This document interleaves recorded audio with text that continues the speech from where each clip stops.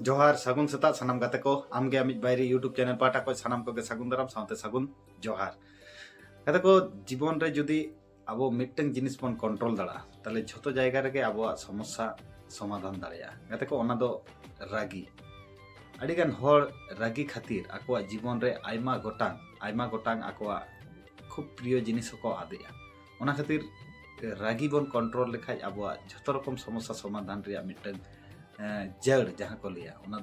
रागी control तबन पे और जीवन रे तालाम डहार मांग खज मांग से लहा इदी तबन पे उनकाना के तेहिन दो मोटिवेशन मिटन हुडिंग मोटिवेशन कहानी लिया बना नोआ कहानी मुचे धरी आंजम तबन पे तो नोआ कहानी पे आंजम लेखा तो कटी चुलुंग हलो भागी पे बुझो और कहानी एतो मांग गाते को मिटन कथा बार बार लई हुआ नोआ यूट्यूब चैनल रे दो दिन सेता मोटिवेशन कहानी साथ मानवी रिलेटेड किछु क्वालिटी साथ मानवी रिलेटेड किछु फैक्ट साथ दुनिया धरती रिलेटेड किछु इनफॉर्मेशन हिजुआ तो जहाँ प्रथम पे नेलिया नोआ यूट्यूब चैनल सब्सक्राइब का तबन पे सब्सक्राइब लेखाज पे आलिया केटेज पतियो दाड़े मेना 1% 2% होलेओ आबुआ मने दाड़े नामोआ जहाँ मने दाड़े ते जीवन रे तालाम डहार सहज खज सहज मांग दी हुई दाड़ेया चलो ताहले टॉपिक दे बन हेज लेंगे गाते को टॉपिक तो खूब सिंपल मिटन कहानी कना तो नोआ कहानी मुचे धरी आंजम तबन गाते को मिटन कोड़ा गिद्रे ताहे कना उनी कोड़ा गिद्रा तो प्रचंड परिमाण रागी ताहे कन तया एबार घन घन रागी ताहेन रागी कते हाना नवा ओड़ा रे उत्सिंखल आचरण ताहेना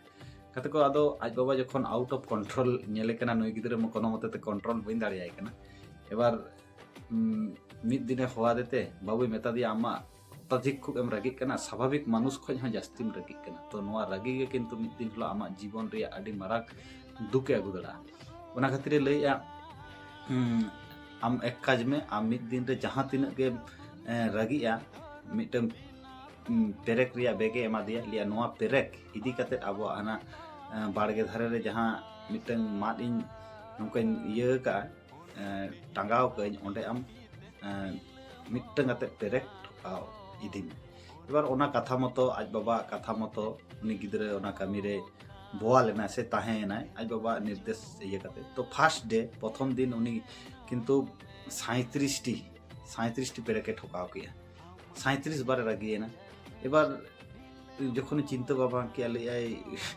बागान रे सेन हे अड़ी प्रॉब्लम एबार बई बईते ओना रागीटा कम इदी कते फाइनली माने मिद सप्ताह गान परे उनी रागीटा पूराटा गे कमेन ताया कम माने एकदम जीरो रे हेजन बा जीरो रे हेज तायम आज बाबा ठे सेन कते लिया बाबा आमा जहां आदेश ओना इन पालन कते एकदम जीरो रे आगो का तेहेኛ दिन रे दो इन दो मिद दिन हो से मिटन पेरेक हम बइन ठोका का ताले आज बाबा कटिज लिया दिया बा ताले तो खूब भागी आमा रागिम कंट्रोल का नोआ गे इन खोज कान ताहन मेनखा लिया दिया ताहले बे निये पूरा रागी माम कंट्रोल का ताहले ओना पेरेक जहां आम ठोका लिया ओना पेरेक दिन मिटन कते छाड़ा अगुई एबार आज बाबा कथा मतो तो ओना पेरेक आज छाड़ा अगु कते आरो लिया दिया बाबा आम जहाँ आदेश एमा दिन तहन ओना आदेश इन पेरेक झोटों इया का खुले कते अगु का एबार आदेलिया नोआ मात ठेजे चलाना इदी के लिया नेल में बाबू नोय आम जहाँ पेरेक केम ठोकाव लिया पेरेक माम उडुक किया मेनखा नोआ पेरेक रिया दाग किंतु आम दो बाम मुछेव दड़ा आदो गिद्रे ओना नेल कते सारी के तो लिया नोआ मा मुछेव कोनो मते संभव बांगा कते को नोआ हुडिंग माछा कहानी किंतु जीवन रे आयमा मारांग सिकनते एम दड़ा बना अब जीवन रे नौका किछु सिचुएशन हिजुआ जहाँ सिचुएशन रे अब रागी कते हाना नवा एटा हर बाखा जहाना के मिटन बिशृंखल आचरण साथे एटा हर जहाना के बन जहाँ जिनिस के बन लैया तो गाते को ओना रागी जखन अब चाबा तबना अनुतप्त रेना बन गाते को उनिया जहाँ बन लैया दिया उनी जहाँ माने खराब बुझेव किया तो नोआ हो गाते को मिटन खूब खराब जिनिस करा ओना खातिर रागी कंट्रोल तबन पे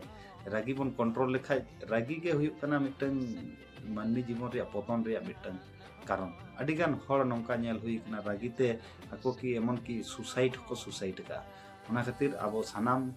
ऑडियंस से सानाम दर्शक को ठे नोआ गे आमगे एमज बायरे यूट्यूब चैनल पाटा खoj आपे को ठे मिटन वार्ता एमाबन कना तो रागी कंट्रोल करते जीवनटा उपभोग करते मांग से लहा इदी तबन पे नोआ गे आमगे आमिज बायरे यूट्यूब चैनल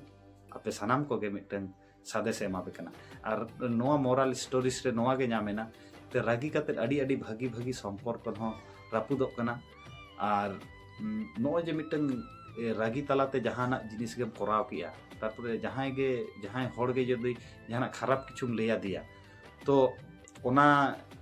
खराब किछु किंतु आजा माने खूब मारांगे क्षति दाड़ा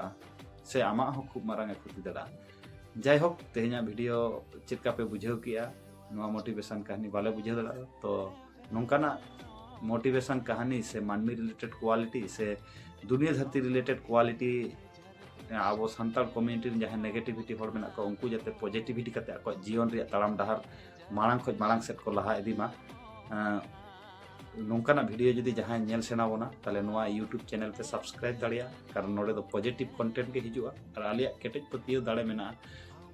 जुदी नोआ यूट्यूब चैनल पे सब्सक्राइब आ ताले 1% 2% होले मने दाड़े नामोआ जहां मने दाड़े ते आबो जीवन रे ताड़ाम डहार मांग खज मांग सेट बो लहा इदिया मा एनखान सानाम को गे आर मिद दाव जोहार एम कते तेहना वीडियो दो नोडे गे मुचादोग कना तो दुनिया धरती रेन सानाम मानमी खुशी रस्का को ताहन साथे आबो हो खुशी रे बन ताहन मा और पासापासी जहां गे हेल्प कमाबन कारण हेल्पिंग मानसिकता ताला तेगे आबो जीवन रे ताड़ाम डहार जेमन सहजोआ साथे आबो हो भागी हुआ जायहोक तेहना वीडियो दो नोडे गे मुचाद में नापाम अपन नवा वीडियो रे नवा एनर्जी आते नवा कहानी आते तो सानाम को गे आर मिद दाव जोहार।